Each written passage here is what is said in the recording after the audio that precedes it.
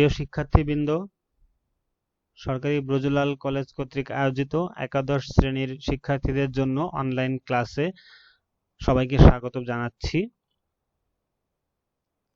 আমি মেহেদী হাসান বাপ্পি, প্রভাষক অর্থনীতি, সরকারি ব্রজলাল কলেজ খুলনা। একাদশ শ্রেণীর অর্থনীতি প্রথম পত্রের প্রথম অধ্যায়ের আজকে তৃতীয় ক্লাস। তো প্রিয় শিক্ষার্থী, দ্বিতীয় ক্লাসে আমরা যা আলোচনা করেছিলাম একটু পর্যালোচনা করি। সবার প্রথমে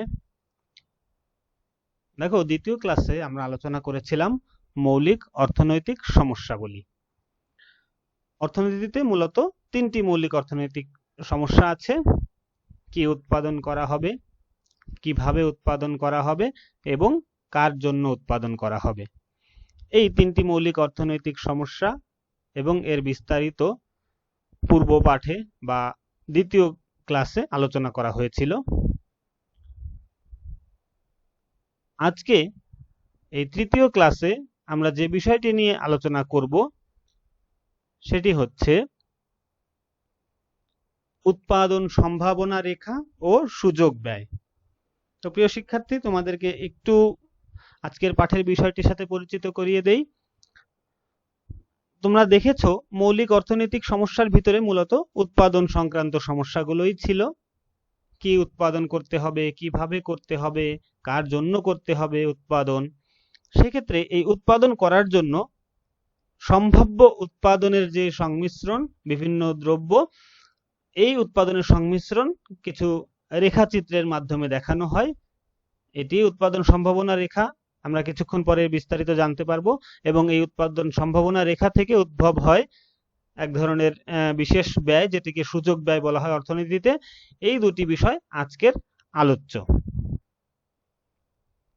আজকের ক্লাস শেষে প্রিয় শিক্ষার্থী, তোমরা উৎপাদন সম্ভাবনা রেখা অঙ্কন করতে পারবে, অবশ্যই এর ব্যাখ্যা করতে পারবে এবং এই উৎপাদন সম্ভাবনা রেখার সাহায্যে সুযোগ ব্যয় ধারণাটি বর্ণনা করতে পারবে। প্রথমে আমরা উৎপাদন সম্ভাবনা রেখা এর বিস্তারিত জেনে।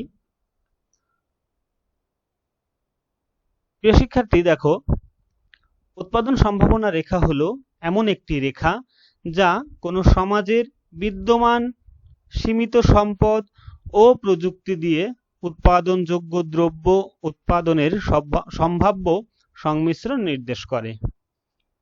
তো আমরা আগেই দেখেছি, তোমাদের নিশ্চয়ই মনে আছে যে আমাদের সম্পদ এবং প্রযুক্তি সীমিত, এটা অসীম নয়।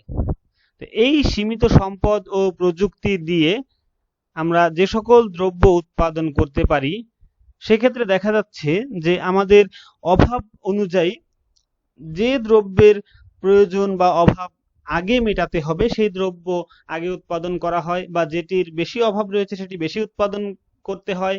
আবার যেটি কম প্রয়োজন বা অভাব তুলনামূলক কম রয়েছে সেটি পরে বা পরিমাণে একটু কম উৎপাদন করতে হয়।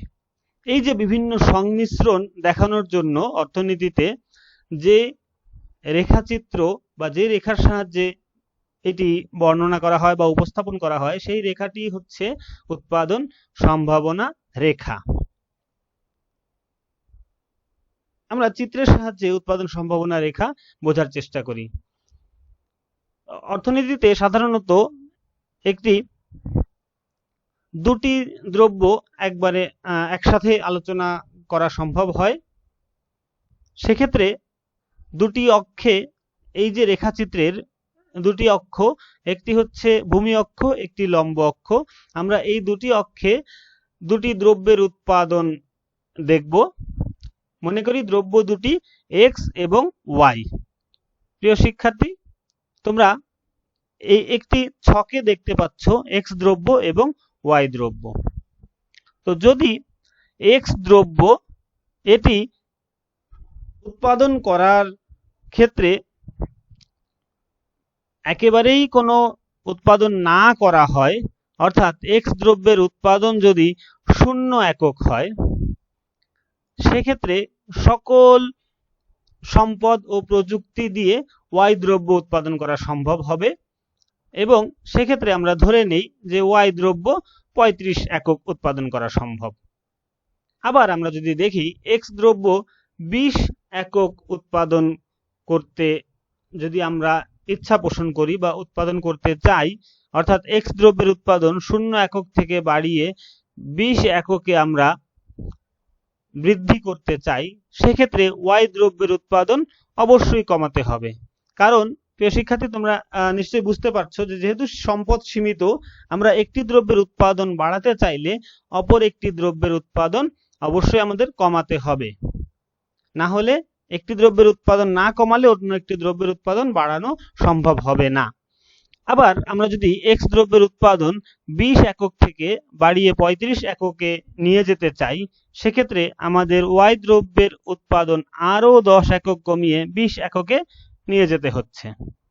আবার এক্স দ্রব্যের উৎপাদন যদি আমরা আরও 10 একক বাড়িয়ে 45 একক করতে চাই, সেক্ষেত্রে দেখা যাবে ওয়াই দ্রব্যের উৎপাদন একেবারে 0, অর্থাৎ 45 একক এক্স দ্রব্য উৎপাদন করতে চাইলে ওয়াই দ্রব্য উৎপাদন করা সম্ভব হবে না।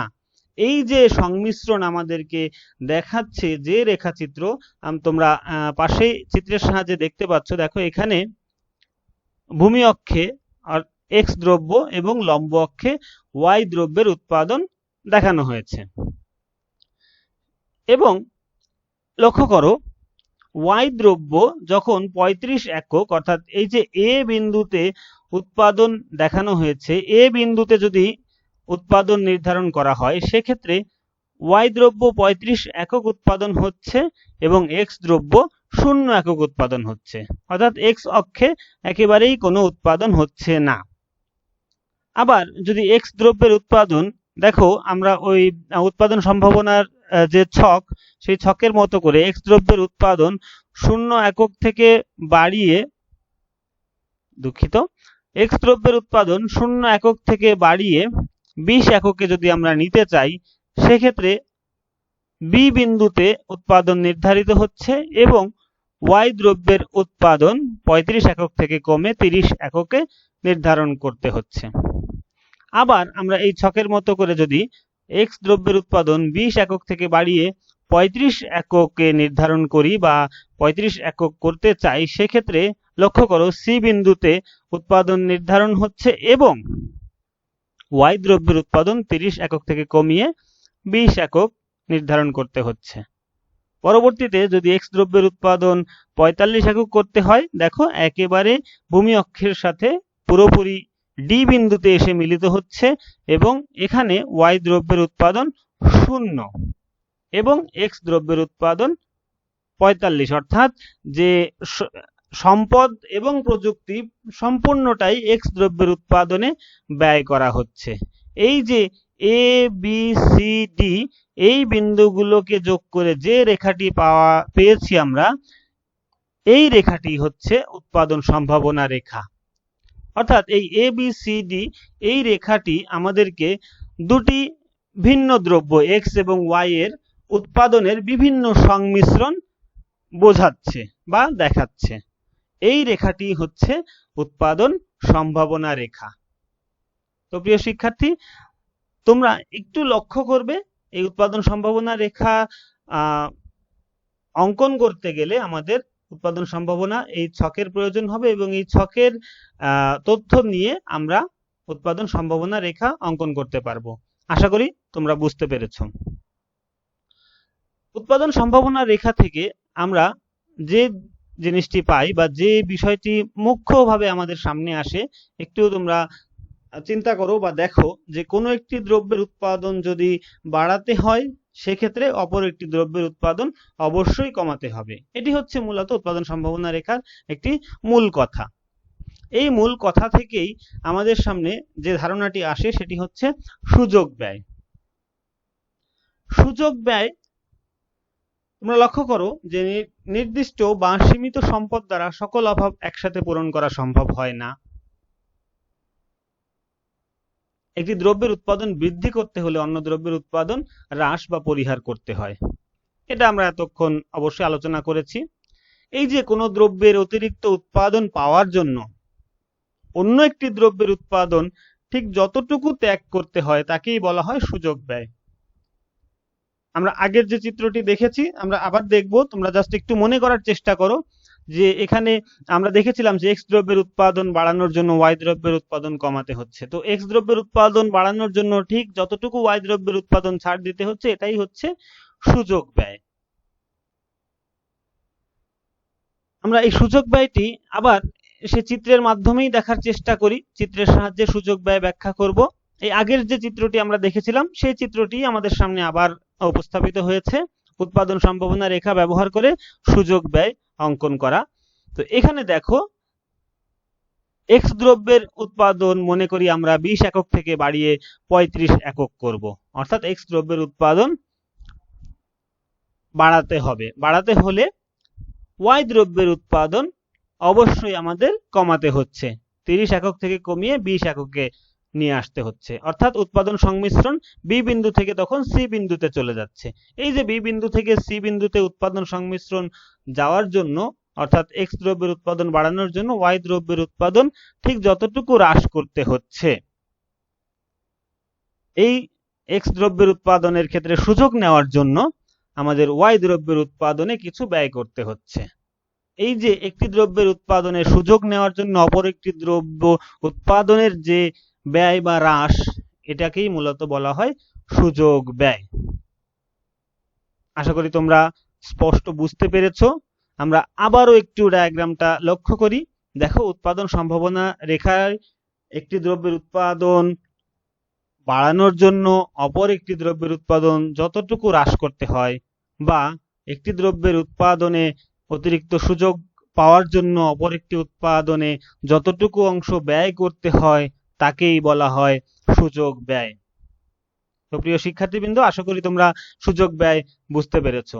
তাহলে আজকে আমরা যা আলোচনা করলাম সেটি হচ্ছে উৎপাদন সম্ভাবনা রেখা কি এবং উৎপাদন সম্ভাবনা রেখা কিভাবে অঙ্কন করতে হয়, উৎপাদন সম্ভাবনা রেখার সাহায্যে কিভাবে সুযোগ ব্যয় ধারণাটি পাওয়া যায় এবং সুযোগ ব্যয় ধারণাটি ব্যাখ্যা করতে হয়। তো তোমাদের এই ধরনের প্রশ্ন পরীক্ষায় আসতে পারে, উৎপাদন সম্ভাবনা রেখা কি, সুযোগ ব্যয় কি, উৎপাদন সম্ভাবনা রেখার সাহায্যে সুযোগ ব্যয় ধারণাটি ব্যাখ্যা করো, এই ধরনের প্রশ্নগুলো তোমরা পরীক্ষায় দেখতে পারো। এই ছিল আজকের আলোচনা। এবার তোমাদের একটু মূল্যায়ন করি।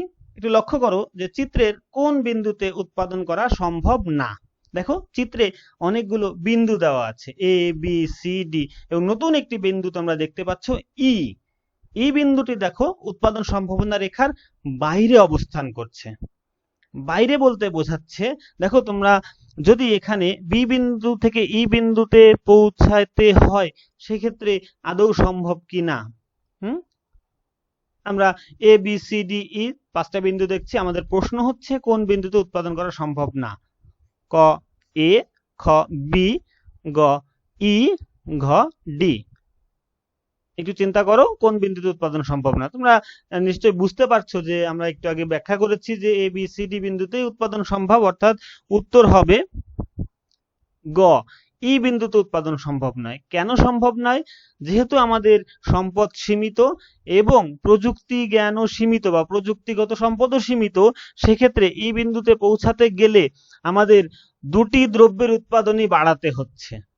দুটি দ্রব্যের উৎপাদন একসাথে বাড়ানোর জন্য যে সম্পদ এবং যে প্রযুক্তি প্রয়োজন, ধরে নেওয়া হচ্ছে যে অর্থনীতিতে ওই মুহূর্তে সেই সক্ষমতা নেই, বা সেটা যদি এই বিন্দুতে পৌঁছাতে হয় সেক্ষেত্রে এক্স এবং ওয়াই উভয় দ্রব্যেরই উৎপাদন বাড়াতে হবে, এবং এর জন্য অর্থনীতিতে যে বিদ্যমান যে সম্পদ এবং প্রযুক্তি আছে তাও ব্যাপক হারে বাড়াতে হবে, যেটা স্বাভাবিক অবস্থায় বা বর্তমান অবস্থায় এই বিন্দুতে পৌঁছানো সম্ভব নয়। এই উৎপাদন সম্ভাবনা রেখার ব্যাখ্যায় এই বিন্দুতে পৌঁছানো সম্ভব নয়।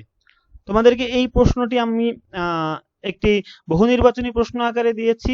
এই প্রশ্নটি কিন্তু তোমাদের সৃজনশীল প্রশ্নের মধ্যেও আসতে পারে, যে এই বিন্দুতে পৌঁছানো কেন সম্ভব নয়, বা এইখানে কোন বিন্দুতে পৌঁছানো সম্ভব নয় তার কারণ সহ ব্যাখ্যা করো। এই ধরনের প্রশ্ন তোমাদের আসতে পারে, যেটা আমি তোমাদেরকে এইমাত্র ব্যাখ্যা করলাম।